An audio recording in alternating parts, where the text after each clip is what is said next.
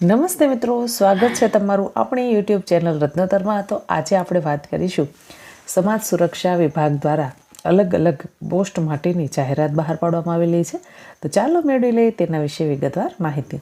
તે પહેલાં હું મિત્રો આપને વિનંતી કરીશ, જો હજી સુધી તમે આપણી આ યુટ્યુબ ચેનલને સબસ્ક્રાઈબ નથી કરી તો તેને સબસ્ક્રાઈબ કરી લેશો। આપણી આ રત્નોત્તર યુટ્યુબ ચેનલ પર આપણી સરકારી નોકરીની જાહેરાત વિશેની માહિતી, પ્રાઇવેટ નોકરીની જાહેરાત વિશેની માહિતી તથા ગુજરાત સરકાર દ્વારા આયોજિત વિવિધ જિલ્લાઓના ભરતી મેળા વિશેની માહિતી આપણી આ યુટ્યુબ ચેનલ પર આપણે અપલોડ કરતા હોઈએ છીએ। તો આજે આપણે વાત કરીશું પાટણ જિલ્લામાં ભારત સરકાર દ્વારા બાળકોના કલ્યાણ માટે પુનર્વસન માટે મિશન વાત્સલ્ય યોજના અંતર્ગત સામાજિક અને ન્યાય અધિકારિતા વિભાગ ગુજરાત સરકાર દ્વારા જિલ્લા કક્ષાએ બાળ કલ્યાણ ક્ષેત્રે કાર્યરત જે સેન્ટર છે તેના માટે 2 પોસ્ટ માટેની જાહેરાત બહાર પાડવામાં આવેલી છે।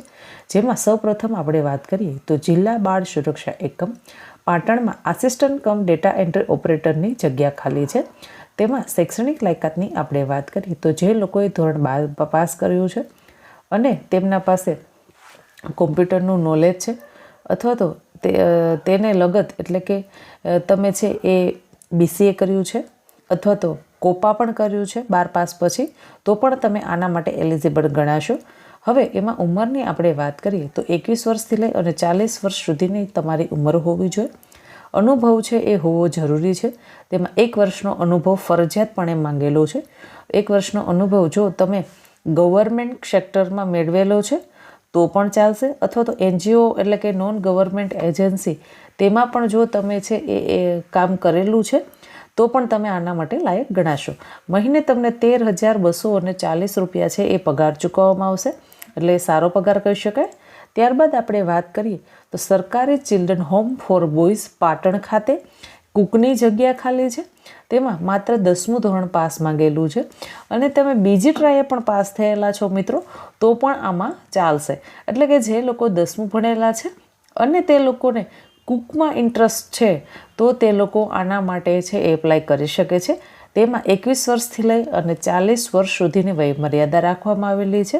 તેમાં કોઈ જ પ્રકારનો અનુભવ માંગેલો નથી, એટલે આ છે એ બહેનો માટે ખૂબ સારી તક કહી શકાય। મહિને તમને 12,026 રૂપિયા પગાર ચૂકવવામાં આવશે। હવે આના માટે છે એ ડાયરેક્ટ ઓપન ઇન્ટરવ્યૂ રાખવામાં આવેલું છે મિત્રો। તમારે 11 ડિસેમ્બર 2024 વાર બુધવાર તમારે રૂબરૂ ઇન્ટરવ્યૂ માટે જવાનું રહેશે। તો ઇન્ટરવ્યૂ માટે જવાનું એડ્રેસ નોંધી લેશો। જિલ્લા બાળ સુરક્ષા એકમ A વિંગ, બીજો માળ, જિલ્લા સેવા સદન પાટણ ખાતે સવારના 9 વાગ્યે તમારે ઉપસ્થિત રહેવાનું રહેશે। સૌપ્રથમ તમારે રજિસ્ટ્રેશન કરાવવાનું રહેશે। તો રજિસ્ટ્રેશન કરવાનો સમય છે સવારના 9 વાગ્યાથી લઈ અને 11 વાગ્યા સુધી તમારું રજિસ્ટ્રેશન કરવામાં આવશે। 11 વાગ્યા બાદ રજિસ્ટ્રેશન કરવામાં આવશે નહીં।